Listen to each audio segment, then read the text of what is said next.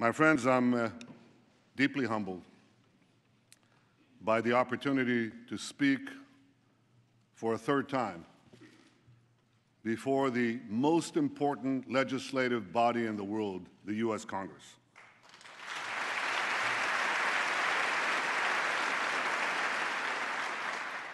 I want to thank you all for being here today. I know that my speech has been the subject of much controversy. I deeply regret that some perceive my being here as political. That was never my intention. I want to thank you, Democrats and Republicans, for your common support for Israel, year after year, decade after decade.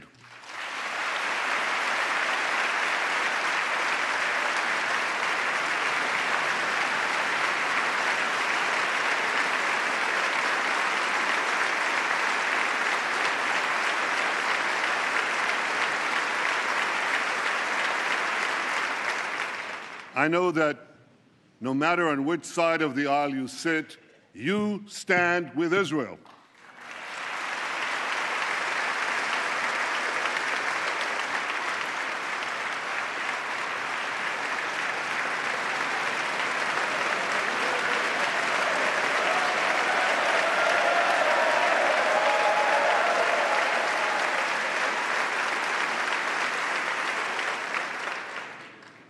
The remarkable alliance between Israel and the United States has always been above politics. It must always remain above politics.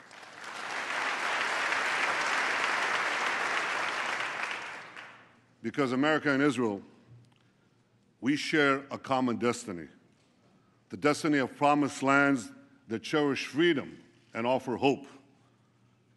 Israel is grateful for the support of America's people and of America's presidents, from Harry Truman to Barack Obama.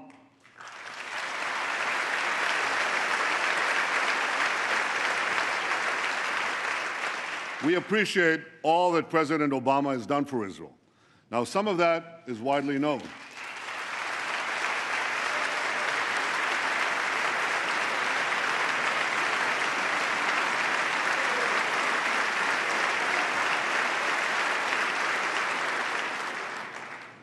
Some of that is widely known, like strengthening security cooperation and intelligence sharing, opposing anti-Israel resolutions at the UN. Some of what the President has done for Israel is less well known. I called him in 2010 when we had the Carmel forest fire, and he immediately agreed to respond to my request for urgent aid. In 2011, we had our embassy in Cairo under siege, and again, he provided vital assistance at the crucial moment. Or his support for more missile interceptors during our operation last summer when we took on Hamas terrorists.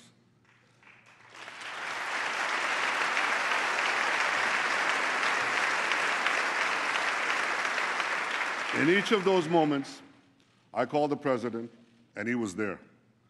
And some of what the President has done for Israel might never be known, because it touches on some of the most sensitive and strategic issues that arise between an American president and an Israeli prime minister. But I know it, and I will always be grateful to President Obama for that support.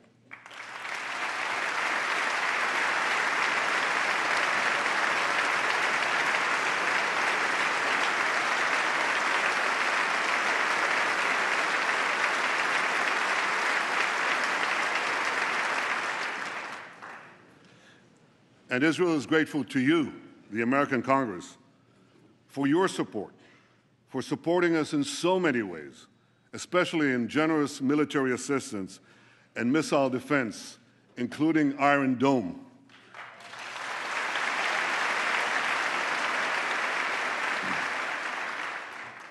Last summer, millions of Israelis were protected from thousands of Hamas rockets because this Capitol dome helped build our Iron Dome.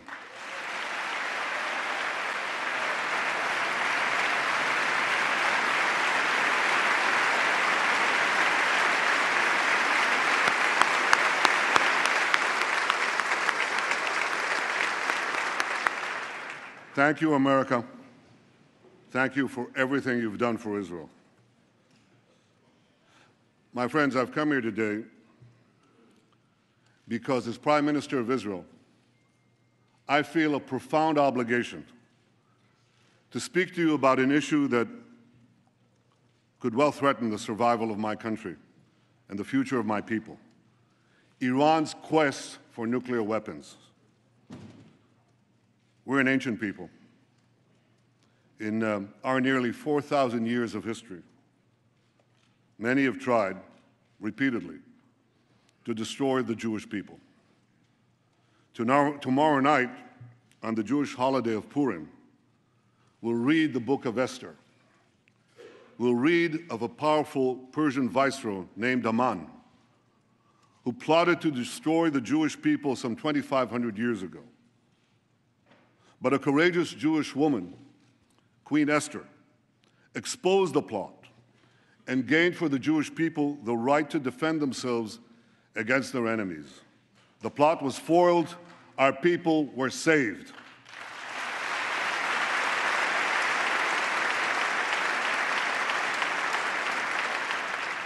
Today, the Jewish people face another attempt by yet another Persian potentate to destroy us. Iran's Supreme Leader, Ayatollah Khamenei, Iran's Supreme Leader, Ayatollah Khamenei, spews the oldest hatred of anti-Semitism with the newest technology. He tweets that Israel must be annihilated. He tweets. You know, in Iran, there isn't exactly free internet. But he tweets in English that Israel must be destroyed.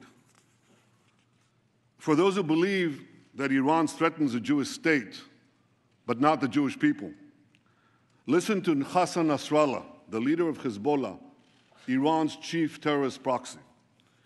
He said, "If all the Jews gather in Israel, it will save us the trouble of chasing them down around the world." But Iran's regime is not merely a Jewish problem, any more than the Nazi regime was merely a Jewish problem. The 6 million Jews murdered by the Nazis were but a fraction of the 60 million people killed in World War II.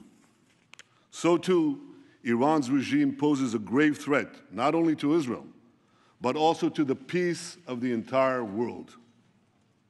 To understand just how dangerous Iran would be with nuclear weapons, we must fully understand the nature of the regime. The people of Iran are very talented people. They're heirs to one of the world's great civilizations. But in 1979, they were hijacked by religious zealots who imposed on them immediately a dark and brutal dictatorship. That year, the zealots drafted a constitution, a new one for Iran. It directed the Revolutionary Guards not only to protect Iran's borders, but also to fulfill the ideological mission of jihad. The regime's founder, Ayatollah Khomeini, exhorted his followers to export the revolution throughout the world. I'm standing here in Washington, D.C., and the difference is so stark. America's founding document promises life, liberty, and the pursuit of happiness. Iran's founding document pledges death, tyranny, and the pursuit of jihad. And as states are collapsing across the Middle East, Iran is charging into the void to do just that. Iran's goons in Gaza, its lackeys in Lebanon, its Revolutionary Guards on the Golan Heights are clutching Israel with 3 tentacles of terror. Backed by Iran, Assad is slaughtering Syrians.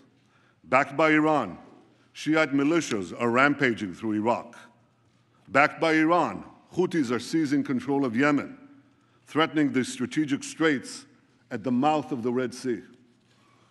Along with the Straits of Hormuz, that would give Iran a second choke point on the world's oil supply. Just last week, near Hormuz, Iran carried out a military exercise blowing up a mock U.S. aircraft carrier. That's just last week, while they're having nuclear talks with the United States. But unfortunately, for the last 36 years, Iran's attacks against the United States have been anything but mock, and the targets have been all too real. Iran took dozens of Americans hostage in Tehran, murdered hundreds of American soldiers, Marines in Beirut, and was responsible for killing and maiming thousands of American servicemen and women in Iraq and Afghanistan. Beyond the Middle East, Iran attacks America and its allies through its global terror network. It blew up the Jewish Community Center and the Israeli embassy in Buenos Aires. It helped al-Qaeda bomb U.S. embassies in Africa. It even attempted to assassinate the Saudi ambassador right here in Washington, D.C. In the Middle East, Iran now dominates 4 Arab capitals: Baghdad, Damascus, Beirut, and Sana'a. And if Iran's aggression is left unchecked, more will surely follow. So at a time when many hope that Iran will join the community of nations, Iran is busy gobbling up the nations.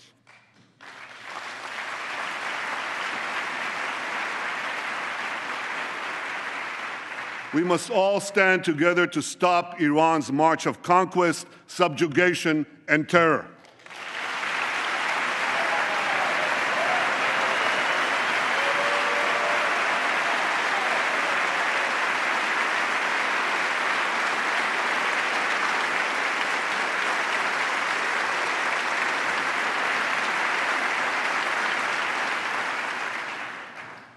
Now, 2 years ago,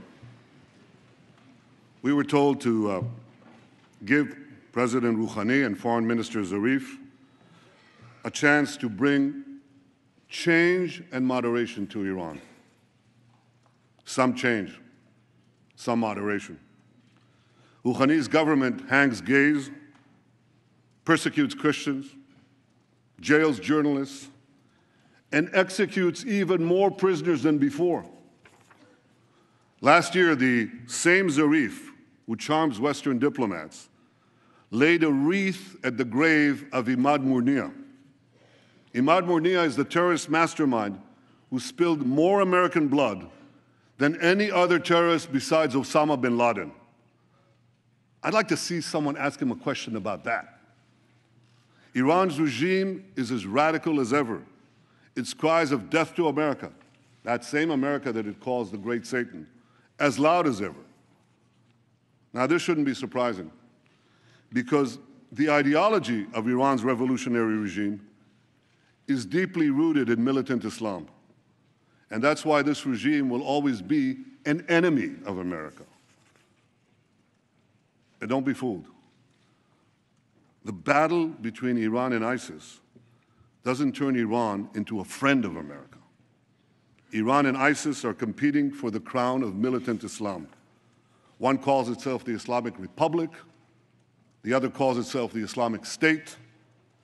Both want to impose a militant Islamic empire, first on the region and then on the entire world. They just disagree among themselves who will be the ruler of that empire. In this deadly Game of Thrones, there's no place for America or for Israel, no peace for Christians, Jews, or Muslims who don't share the Islamist medieval creed. No rights for women, no freedom for anyone.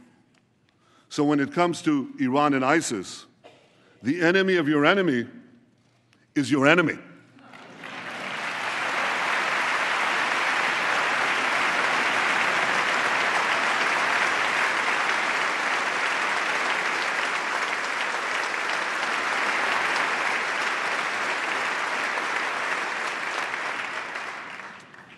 The difference is that ISIS is armed with butcher knives, captured weapons, and YouTube, whereas Iran could soon be armed with intercontinental ballistic missiles and nuclear bombs.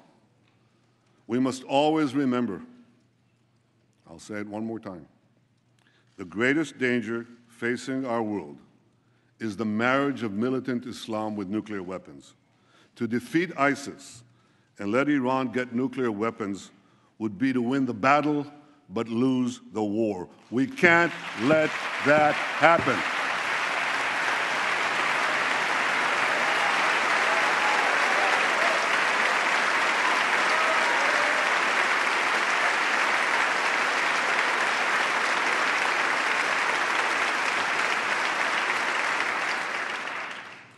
But that, my friends, is exactly what could happen if the deal now being negotiated is accepted by Iran. That deal will not prevent Iran from developing nuclear weapons. It would all but guarantee that Iran gets those weapons, lots of them. Let me explain why. While the final deal has not yet been signed, certain elements of any potential deal are now a matter of public record. You don't need intelligence agencies and secret information to know this. You can Google it. Absent a dramatic change, we know for sure that any deal with Iran will include two major concessions to Iran. The first major concession would leave Iran with a vast nuclear infrastructure, providing it with a short breakout time to the bomb. Breakout time is the time it takes to amass enough weapons-grade uranium or plutonium for a nuclear bomb.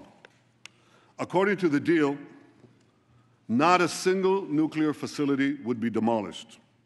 Thousands of centrifuges used to enrich uranium would be left spinning. Thousands more would be temporarily disconnected, but not destroyed. Because Iran's nuclear program would be left largely intact, Iran's breakout time would be very short, about a year by U.S. assessment, even shorter by Israel's. And if Iran's work on advanced centrifuges, faster and faster centrifuges, is not stopped, that breakout time could still be shorter, a lot shorter. True, certain restrictions would be imposed on Iran's nuclear program, and Iran's adherence to those restrictions would be supervised by international inspectors. But here's the problem. You see, inspectors document violations. They don't stop them. Inspectors knew when North Korea broke to the bomb, but that didn't stop anything. North Korea turned off the cameras, kicked out the inspectors. Within a few years, it got the bomb. Now we're warned that within 5 years, North Korea could have an arsenal of 100 nuclear bombs. Like North Korea, Iran too has defied international inspectors. It's done that on at least 3 separate occasions: 2005, 2006, 2010. Like North Korea, Iran broke the locks, shut off the cameras. Now, I know this is not going to come as a shock to any of you, but Iran not only defies inspectors, it also plays a pretty good game of hide and cheat with them. The UN's nuclear watchdog agency, the IAEA, said again yesterday that Iran still refuses to come clean about its military nuclear program. Iran was also caught twice, not once, twice, operating secret nuclear facilities in Natanz and Qom, facilities that inspectors didn't even know existed. Right now, Iran could be hiding nuclear facilities that we don't know about, the U.S. and Israel. As the former head of inspections for the IAEA said in 2013, he said, if there's no undeclared installation today in Iran, it'll be the first time in 20 years that it doesn't have one. Iran has proven time and again that it cannot be trusted. And that's why the first major concession is a source of grave concern. It leaves Iran with a vast nuclear infrastructure and relies on inspectors to prevent a breakout. That concession creates a real danger that Iran could get to the bomb by violating the deal. But the second major concession creates an even greater danger, that Iran could get to the bomb by keeping the deal, because virtually all the restrictions on Iran's nuclear program will automatically expire in about a decade. Now, A decade may seem like a long time in political life, but it's the blink of an eye in the life of a nation. It's a blink of an eye in the life of our children. We all have a responsibility to consider what will happen when Iran's nuclear capabilities are virtually unrestricted and all the sanctions will have been lifted. Iran would then be free to build a huge nuclear capacity that could produce many, many nuclear bombs. Iran's supreme leader says that openly.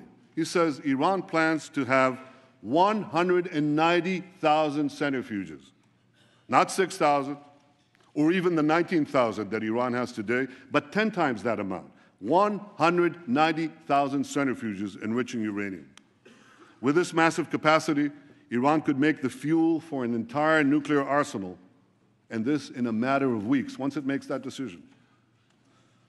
My longtime friend, John Kerry, Secretary of State, confirmed last week that Iran could legitimately possess that massive centrifuge capacity when the deal expires. Now, I want you to think about that. The foremost sponsor of global terrorism could be weeks away from having enough enriched uranium for an entire arsenal of nuclear weapons, and this with full international legitimacy.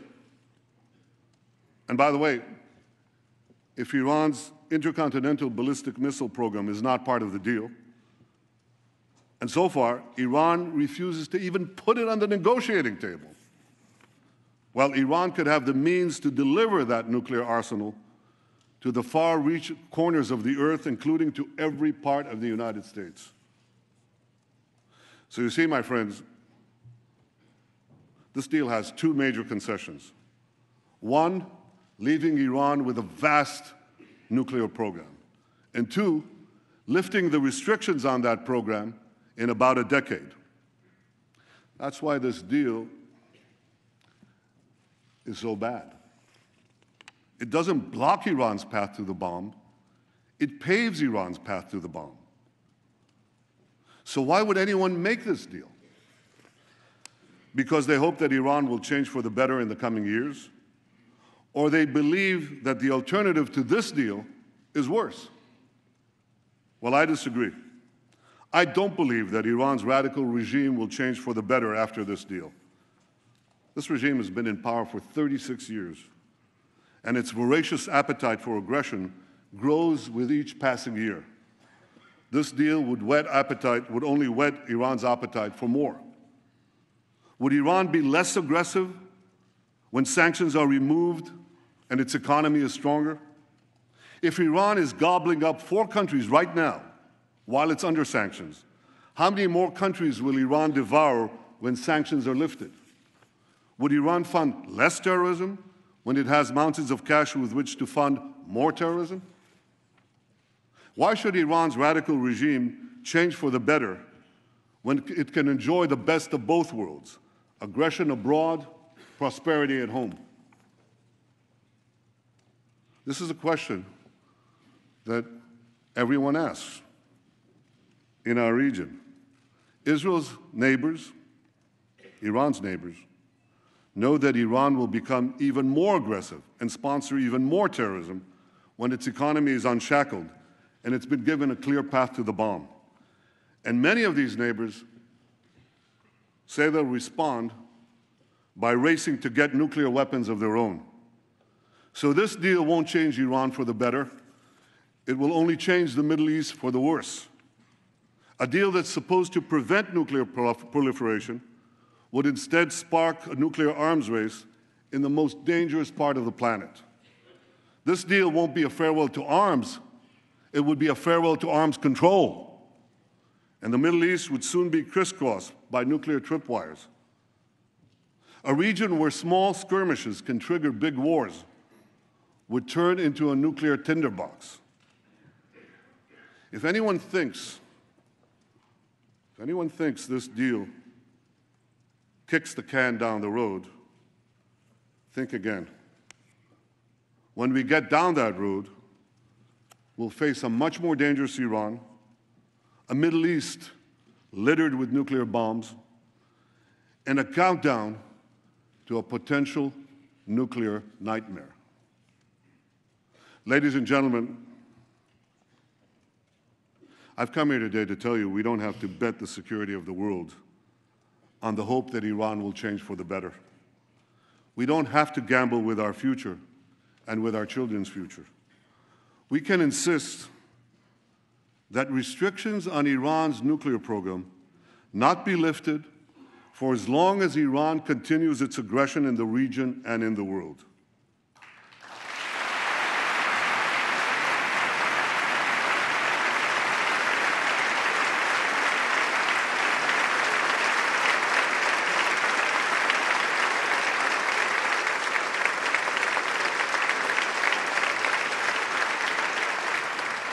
Before lifting those restrictions, the world should demand that Iran do three things. First, stop its aggression against its neighbors in the Middle East. Second,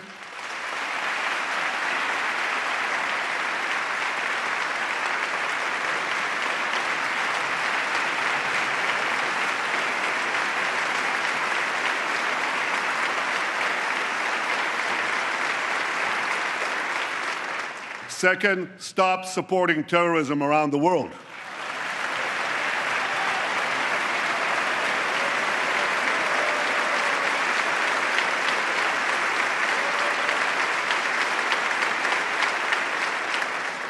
And third, stop threatening to annihilate my country, Israel, the one and only Jewish state.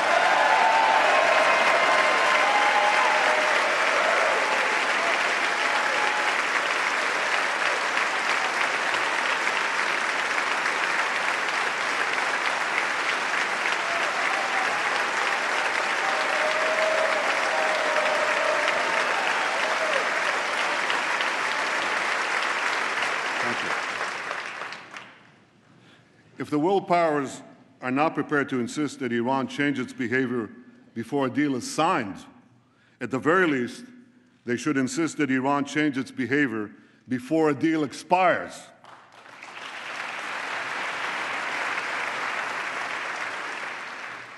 If Iran changes its behavior, the restrictions would be lifted. If Iran doesn't change its behavior, the restrictions should not be lifted.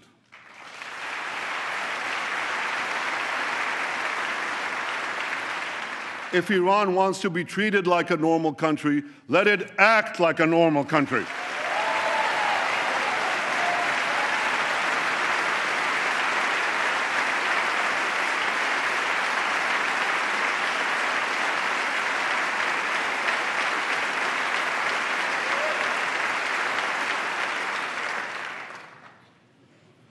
My friends, what about the argument that there is no alternative to this deal? That Iran's nuclear know-how cannot be erased, that its nuclear program is so advanced that the best we can do is delay the inevitable, which is essentially what the proposed deal seeks to do.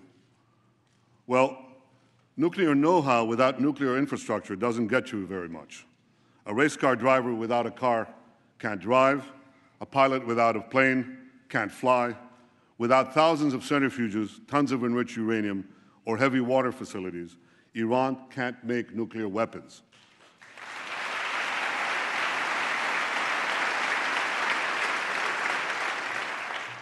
Iran's nuclear program can be rolled back well beyond the current proposal by insisting on a better deal and keeping up the pressure on a very vulnerable regime, especially given the recent collapse in the price of oil.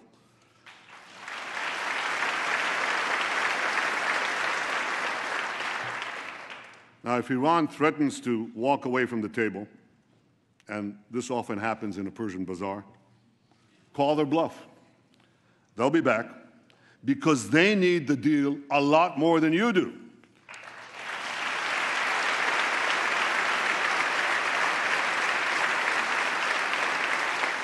And by maintaining the pressure on Iran and on those who do business with Iran, you have the power to make them need it even more.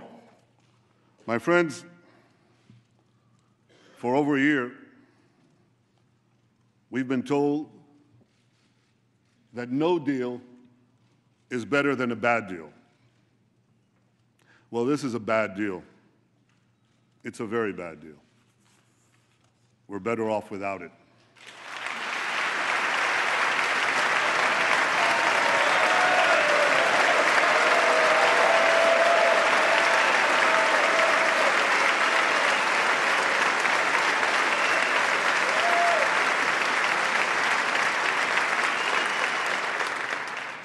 Now we're being told that the only alternative to this bad deal is war.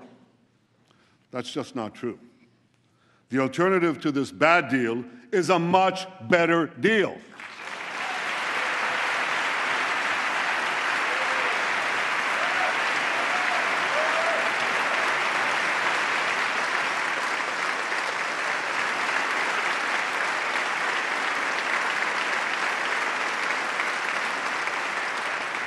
A better deal that doesn't leave Iran with a vast nuclear infrastructure and such a short breakout time. A better deal that keeps the restrictions on Iran's nuclear program in place until Iran's aggression ends.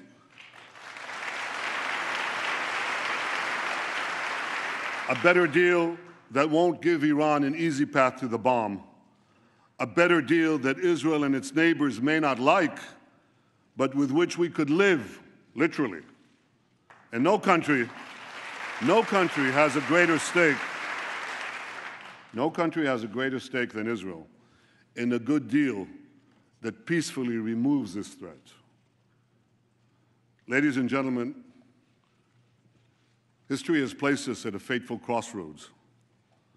We must now choose between two paths. One path leads to a bad deal that will at best curtail Iran's nuclear ambitions for a while.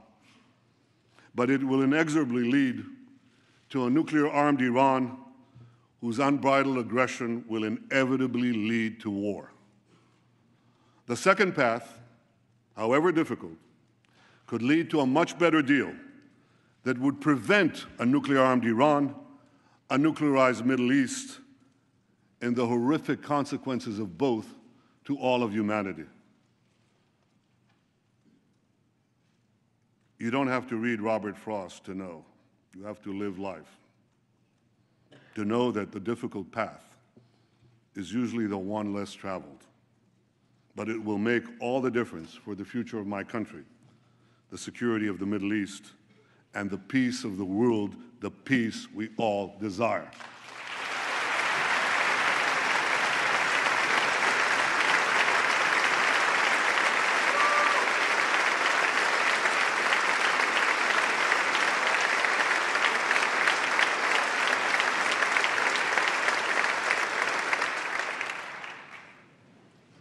My friends, standing up to Iran is not easy. Standing up to dark and murderous regimes never is. With us today is Holocaust survivor and Nobel Prize winner, Elie Wiesel.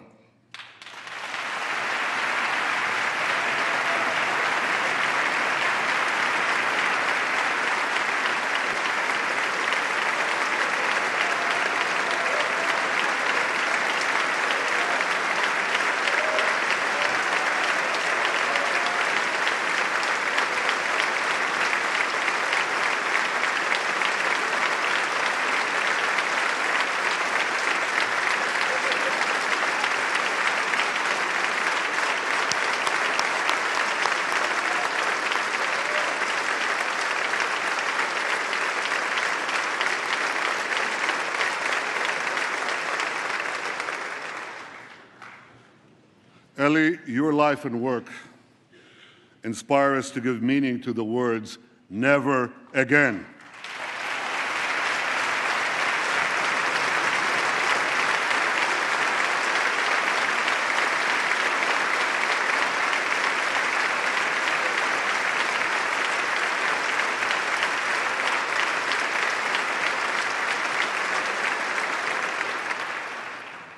And I wish I could promise you, Elie, that the lessons of history have been learned. I can only urge the leaders of the world not to repeat the mistakes of the past.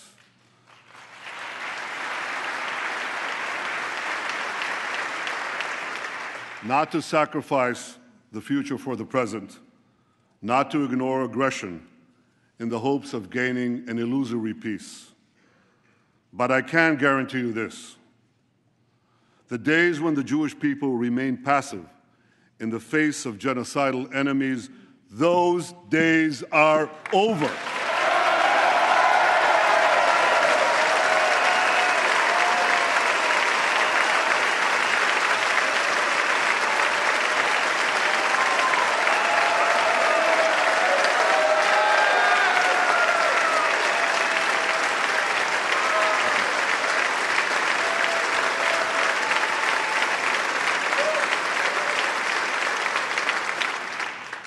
We are no longer scattered among the nations, powerless to defend ourselves. We've restored our sovereignty in our ancient home, and the soldiers who defend our home have boundless courage. For the first time in 100 generations, we, the Jewish people, can defend ourselves.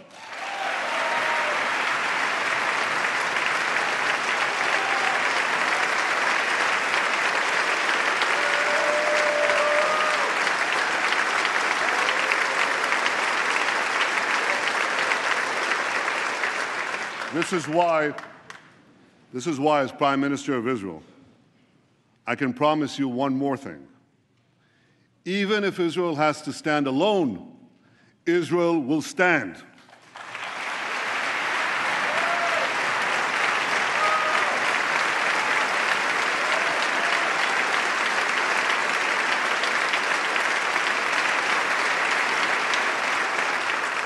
But I know that Israel does not stand alone. I know that America stands with Israel. I know that you stand with Israel.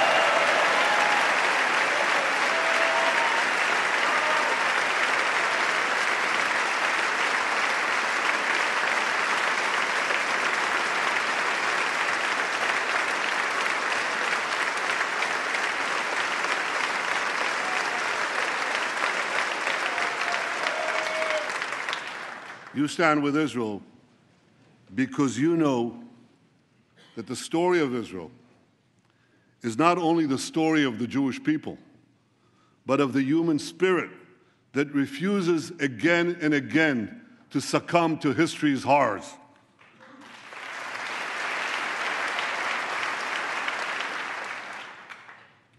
Facing me,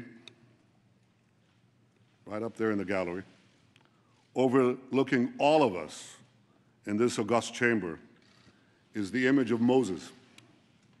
Moses led our people from slavery to the gates of the Promised Land. And before the people of Israel entered the land of Israel, Moses gave us a message that has steeled our resolve for thousands of years. I leave you with his message today. Chizku v'imtzu, al tiru ve'al ta'artzu mipnehem. Be strong and resolute, neither fear nor dread them. My friends, may Israel and America always stand together, strong and resolute. May we neither fear nor dread the challenges ahead. May we face the future with confidence, strength, and hope. May God bless the state of Israel, and may God bless the United States of America.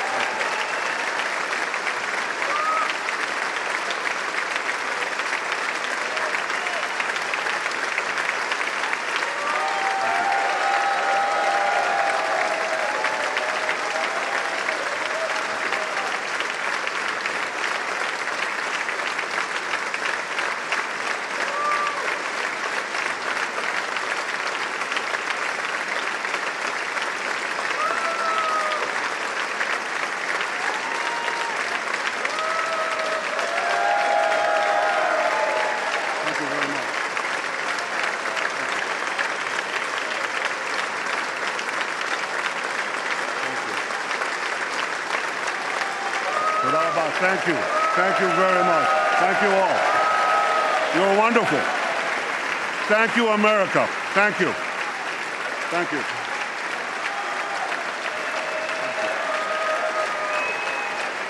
Thank you.